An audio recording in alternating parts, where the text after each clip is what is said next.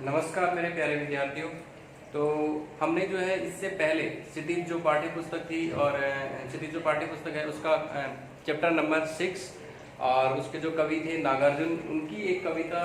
जो पढ़ी थी हमने वो थी यह दंतरित मुस्कान। और उन्हीं की जो है इसी चैप्टर की जो है दूसरी कविता है वो है फसल, यानी कि जो चैप्टर नंबर 6 है उसमें दो कविताएं हैं हमारे,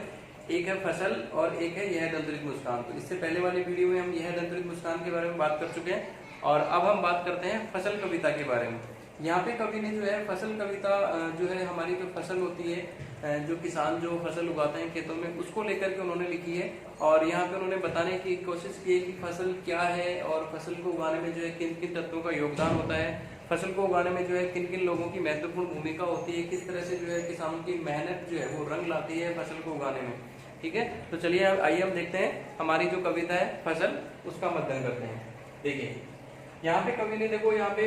पहला जो पार्ट है उसमें कवि ने कहा है कि एक के नहीं दो के नहीं ढेर सारी नदियों के पानी का जादू, एक के नहीं दो के नहीं लाख लाख कोटि कोटि हाथों के स्पर्श की गरिमा। यानी कि जो है यहाँ पे कवि ने जो है यह बताने की कोशिश की है कि फसल जो है वो किसी एक चीज का ही परिणाम नहीं है या किसी एक व्यक्ति के जो है मेहनत का परिणाम नहीं है, उसमें बहुत सारी चीजों का योगदान होता है। तो यही उन्होंने बताने की कोशिश की। और यहाँ पे कवि कह रहे हैं कि एक के नहीं दो के नहीं, यानी किसी एक या दो का नहीं बल्कि ढेर सारी नदियों के पानी का जादू है। यानी कि फसल क्या है, किसी एक या दो नदी नहीं बल्कि जो ढेर सारी नदियां हैं, जो पूरे भारतवर्ष में, जो पूरी दुनिया में जो ढेर सारी जो नदियां हैं, अलग अलग जगह पे जो अलग अलग नदियां हैं, उन सभी नदियों के जो नदियों का जो पानी है, उस पानी का जो है एक जादू है, यानी उस पानी का जो योगदान है उस फसल को उगाने में होता है। फिर है लाख लाख कोटि कोटि हाथों के स्पर्श की गरिमा। यानी कि जो लाखों और करोड़ों, लाख लाख का मतलब लाखों और कोटि कोटि मतलब करोड़ों करोड़ों, तो जो लाखों करोड़ों जो किसानों के जो हाथ हैं उनके स्पर्श की गरिमा है, यानी उनके स्पर्श, यानी जो किसान है उनके हाथ जो है वो उस फसल को उगाने में एक तरह से बहुत महत्वपूर्ण योगदान वो किसान जो है किसान जो है वो करते हैं और अपने हाथों से जो है उस फसल की देखभाल करते हैं और उस फसल को उगाने में अपना एक महत्वपूर्ण योगदान देते हैं। इसीलिए कवि ने यहाँ पे कहा है कि वो किसी एक किसान का नहीं बल्कि दुनिया में मौजूद जितने भी किसान है, भारतवर्ष में मौजूद जितने भी किसान है, उन सभी सभी किसान जो है अपनी अपनी फसलों को उगाते हैं और अपने हाथों से जो है वो मेहनत करते हैं उस फसल को उगाने में, और उसी का परिणाम है कि वो जो फसल है वो उनके हाथों के स्पर्श की गरिमा उसको बोला गया, यानी एक तरह से गौरव है उनके लिए वो फसल, उस फसल को उगाते हैं तो वो गौरवान्वित महसूस करते हैं अपने आप को, फसल को जब वो उगाते हैं। तो इस तरह से कवि ने यहाँ पे कहा है कि वो लाखों करोड़ों जो किसान है उनके हाथों के स्पर्श की गरिमा है, यानी उनका गौरव है इस तरह से। फिर आगे वो कह रहे हैं कि एक की नहीं दो की नहीं हजार हजार खेतों की मिट्टी का गुणधर्म। यानी कि वो जो है एक या दो खेतों की मिट्टी नहीं बल्कि जो बहुत सारे जो खेत हैं, जो उन खेतों की जो अलग अलग प्रकार की जो मिट्टी है, उस मिट्टी के अंदर जो गुण है और जो जो खनिज तत्व है, उन खनिज तत्वों के योगदान से जो है एक तरह से फसल जो है वो पैदा होती है, फसल जो है वो उगती है। तो यहाँ पे वही बोला गया है कि जो हजारों जो खेत हैं उन खेतों की जो मिट्टी है, उस मिट्टी का गुणधर्म यानी उसकी एक तरह से जो विशेषता है, उसकी जो क्वालिटी है, उसी के कारण से जो है वो फसल उगती है। और अलग अलग जगह पे जो है अलग अलग जो मिट्टी होती है उस मिट्टी के अनुसार ही जो है फसलों को उगाया जाता है। तो यहाँ पे देखिए, यहाँ शब्दार्थ आए, कोटि का मतलब करोड़ों, गरिमा का मतलब गौरव, गुणधर्म मतलब स्वभाव और प्रभाव। ठीक है, तो एक तरह से जो है यहाँ पे गुणधर्म का मतलब स्वभाव और प्रभाव से यहाँ पे लिया है कि मिट्टी का स्वभाव है, मिट्टी का जो प्रभाव है, उसी का एक तरह से योगदान होता है उस फसल को उगाने में। फिर आगे कवि ने यहाँ पे दूसरी जो कविता है, यानी ये जो फसल कविता इसी का जो सेकंड पार्ट है, उसमें कवि ने कहा है कि फसल क्या है, यानी एक तरह से कवि ने पूछा है हमसे फसल क्या है, और फिर यहाँ पे कवि ने खुद ने बताया कि फसल क्या है। देखिए, और तो कुछ नहीं है वह नदियों के पानी का जादू है वह। यानी कवि ने जो है यहाँ पे फसल को बोला है कि फसल क्या है, फसल कुछ नहीं, वह जो है नदियों के पानी का जादू है।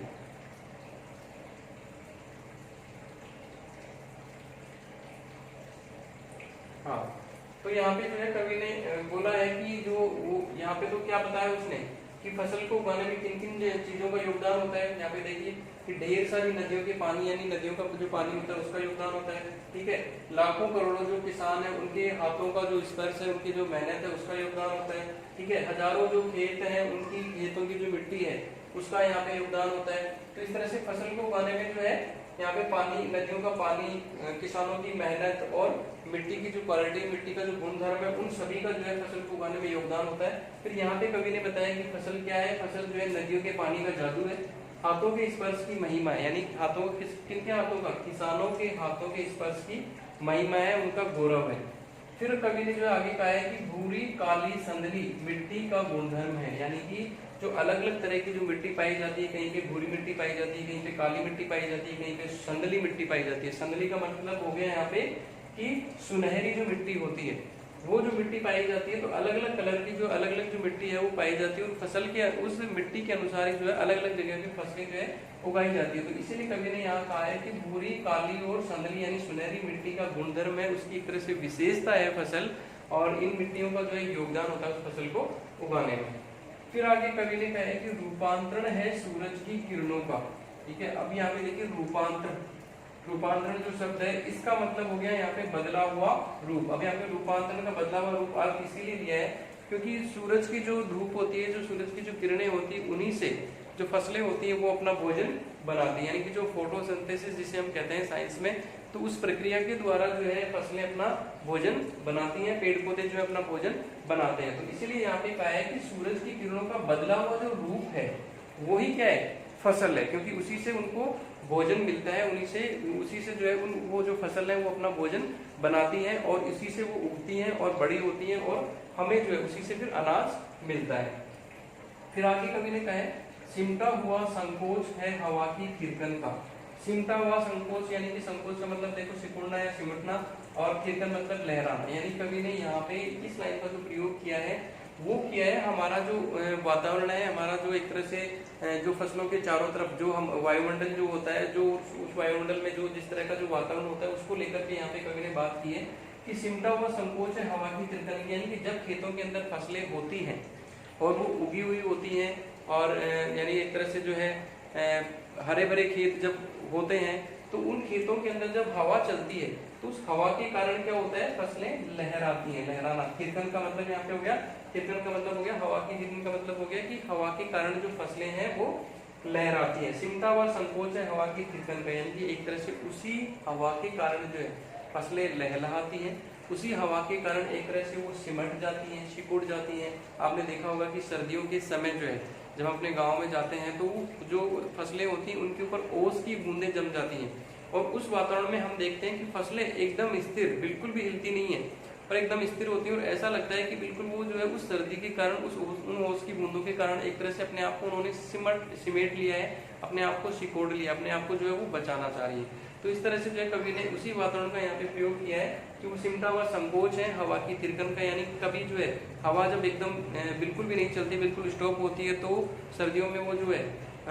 ओस के कारण और सर्दी के कारण वो जो फसलें हैं वो सिमट जाती हैं, सिकुड़ जाती हैं, और जब हवा चलती है तो वो फसलें जो है लहलहा उठती हैं। तो यहाँ पे उसी की यहाँ पे बात की है। तो कवि ने एक तरह से यहाँ पे फसल क्या है इसका आंसर उन्होंने दिया है कि नदियों के पानी का जादू है, किसानों के हाथों के स्पर्श की महिमा यानी कि गौरव है, भूरी काली और सुनहरी जो मिट्टी है उसका गुणधर्म है, उसकी एक तरह से विशेषता है, और सूरज की किरणों का रूपांतरण है, और हवा जो चलती है उसका सिमटा हुआ संकोच है। तो इस तरह से जो है यहाँ पे फसल क्या है, दो प्रश्न बनते हैं कि फसल को उगाने में किन किन तत्वों का योगदान होता है, फसल क्या है। ये दो ही प्रश्न जो है इस कविता से बनते हैं, महत्वपूर्ण प्रश्न जो बनते हैं, जो हमारे सीबीएसई जो बोर्ड परीक्षा जो होगी उस बोर्ड परीक्षा में जो है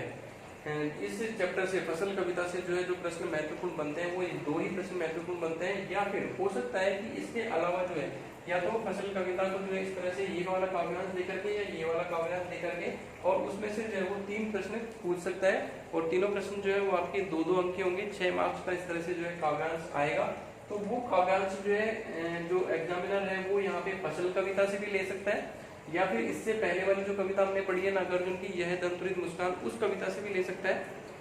किसी भी कविता से जो है काव्यांश लेकर के, और वो जो है उसको यहाँ पे पढ़ा सकता है। तो इस तरह से आपको यहाँ पे ध्यान रखना है कि ये जो फसल कविता है, इस फसल कविता के अंदर से भी जो है महत्वपूर्ण प्रश्न बन सकते हैं, और जो एक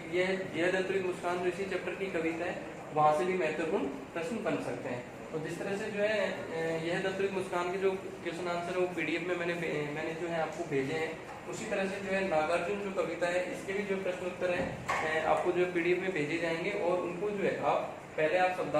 शब्दार्थ जो दिए हुए हैं इन शब्दार्थों को करेंगे, और उसके बाद जो है वो प्रश्न उत्तर अपनी नोटबुक में करेंगे। तो इस तरह से जो है आप यहाँ पे इन शब्दार्थों का स्क्रीनशॉट यहाँ पे ले सकते हैं। 10 सेकंड आपके पास में, आप इनका जो है स्क्रीनशॉट ले लीजिए, और उसके बाद में ये शब्दार्थ आप करेंगे। शब्दार्थ करने के बाद में जो क्वेश्चन आंसर है वो भेजे जाएंगे, वो आप करेंगे। और इसके अलावा और भी जो महत्वपूर्ण प्रश्न यहाँ से बन सकते हैं उनको आप यहाँ पे ध्यान रखेंगे, और उनको जो है नोट डाउन करेंगे, उनको जो आंसर जो आप देने की कोशिश करेंगे। धन्यवाद।